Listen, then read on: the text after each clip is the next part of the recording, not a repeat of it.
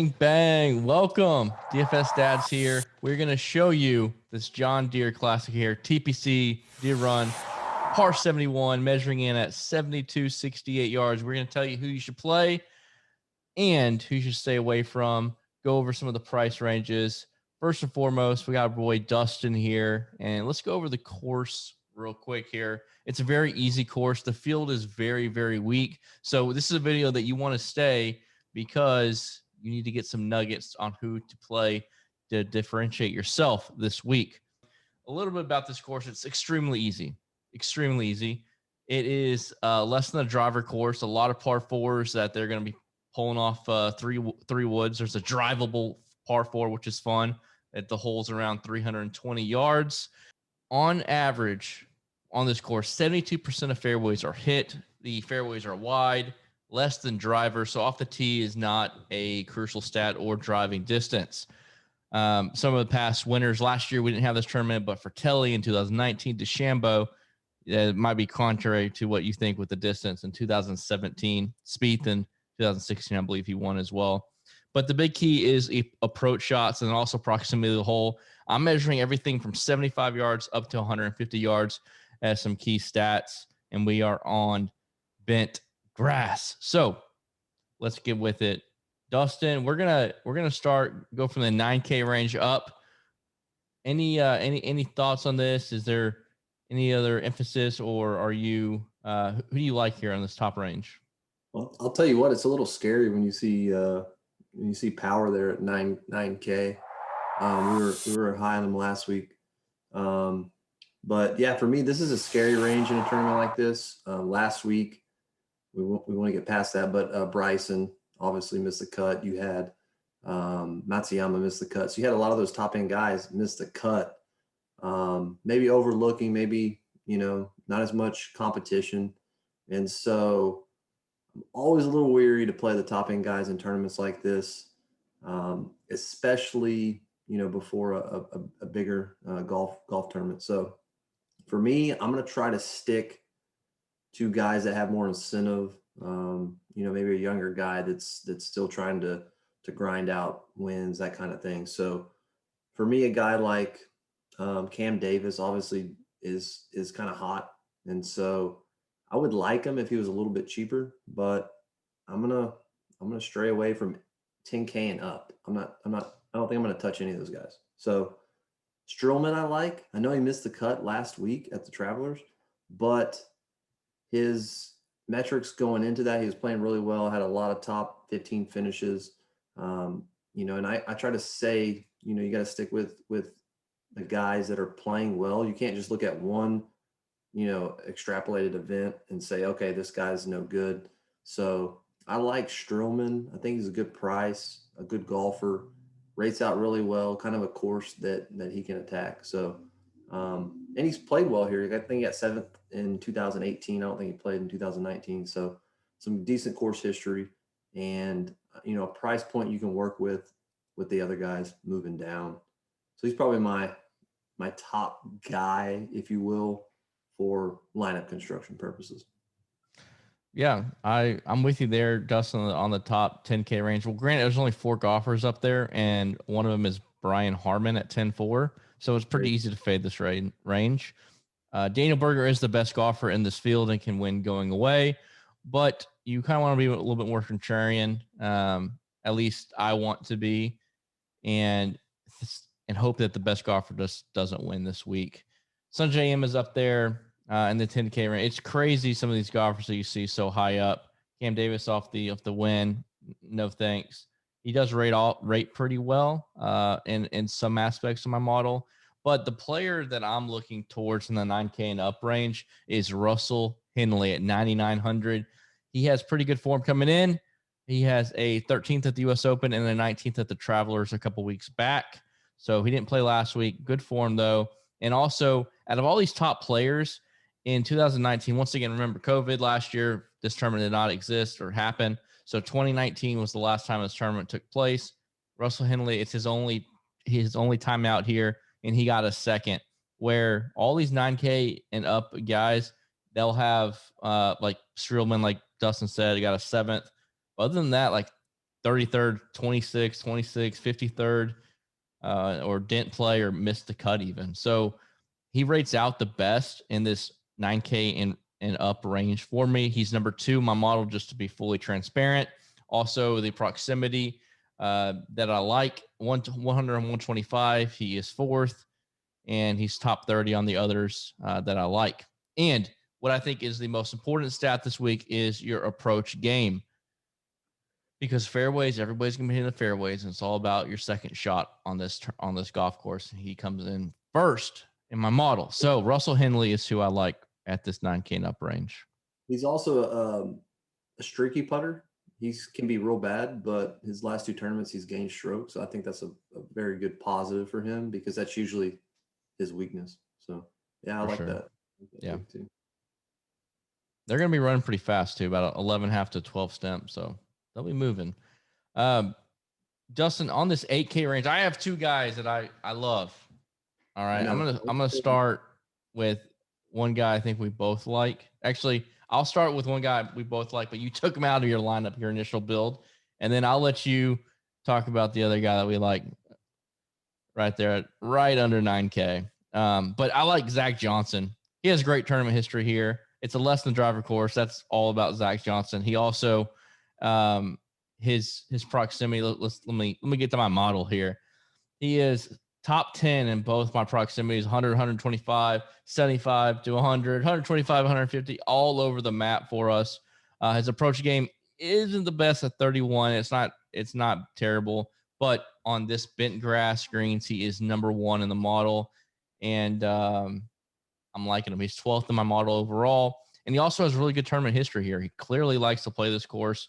He has a 5th and a 3rd out of the last 5 years. He plays here every single time this event takes place.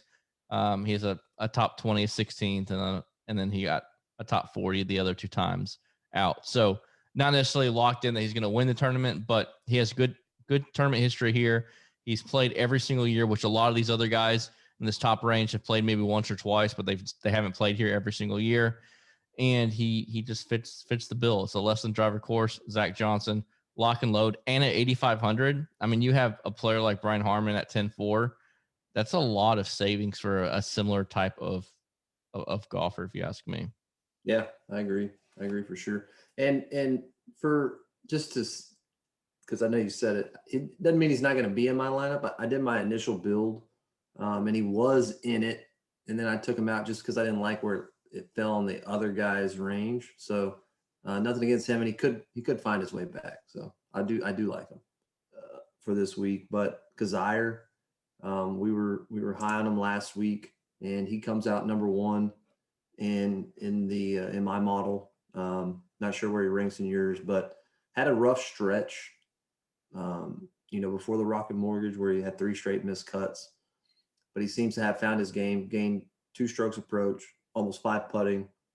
And then looking at how he played before that stretch, he had 2 third place finishes. So I feel like he's got his golf game back. He rates really well. It's kind of a course where, he's not super long off the tee, so it doesn't hurt him here. He comes in 3rd in birdies or better, 14th in approach, 10th in 400 to 450 par 4s, and number 1 in DK points, which is obviously a pretty key stat when you're looking to make some money. So we both love Kazire.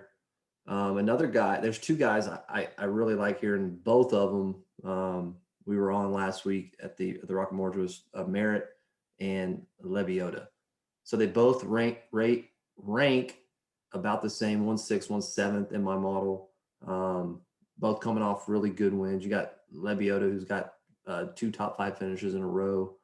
Kind of reminiscent of Bubba as far as his look. He's left-handed, wears the visor. I like his game. He kind of choked there on that par 5 at the end, but we won't go through that.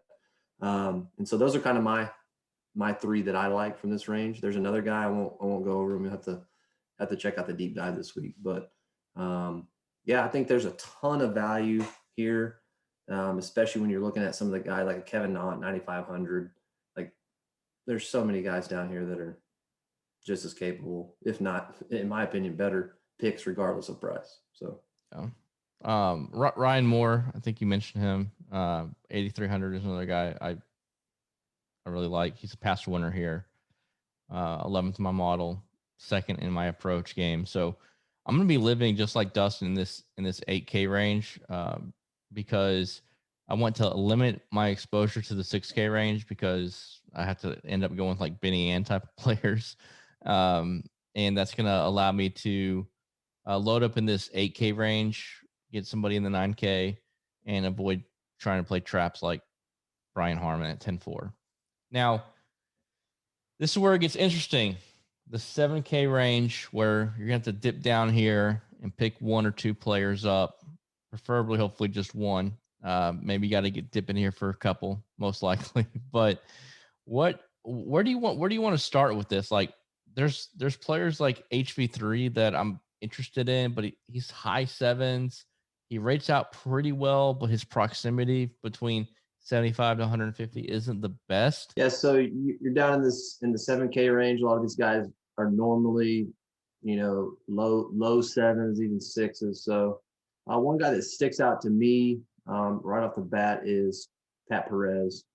He's a guy we like, just a kind of free-spirited type golfer, but he's coming off a great finish, 14th at the Rocket Mortgage, 10th a couple of weeks at the Palmetto before that, and then had a string of, 20 to 30th place finishes for about 4 or 5 tournaments. So I think he's really solid. He rates out really well in the model. He's 12th, I believe, in mine.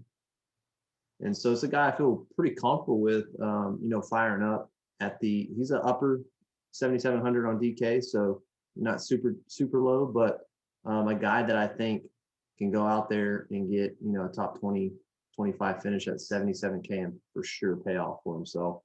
HV3 is always interesting. Just by myself, hard to click him.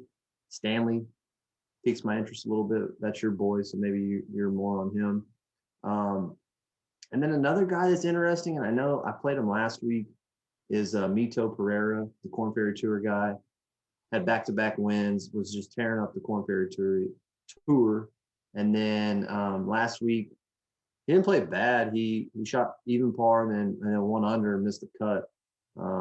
So, his second event on tour kind of piques my interest again because obviously he's very capable. Winning any professional golf tournament is hard. So I think he has, the skill set and, I'll have to look further into him. But what about you? Yeah, so I'm with you. I mentioned Sepp Straka at 7,600. His proximity 100, 125 is number one in my model. Now he's up and down. Killed me last week. I played him last week. Missed the cut after he got 10th at the Travelers. He was all over the place, but he's been putting well. So I have no problem going back to the well because just like you can get 10th and then miscut, you can miscut and then get 10th. So that's kind of where I'm at, and I like to play a Pat Perez as well. I'm really trying to go hunting if I am in the lower 7K range because I want to utilize more 8K guys, and because I feel like the 83 to 8,500 range is really good. Or even Doug Gim, he's not in the 7K, but he's right at 8K. So if you're looking at talking about some of these like Fratelli or Pat Perez, like 300 more bucks is Gim. If you don't play Burger, you can probably find a way to squeeze that in. And other players that we like Luke List is an interesting play. He's a great ball striker, a terrible putter. So it's all about, can he putt this week? And if he can, he'll make the cut and do good things for you. So down low in the 6K range was where it gets very interesting. There's players that I would like to play, like a Jason Duffner, who rates out well on proximity. He rates out well on approach, but then I'm looking at his recent form. It's just god awful. It's god awful.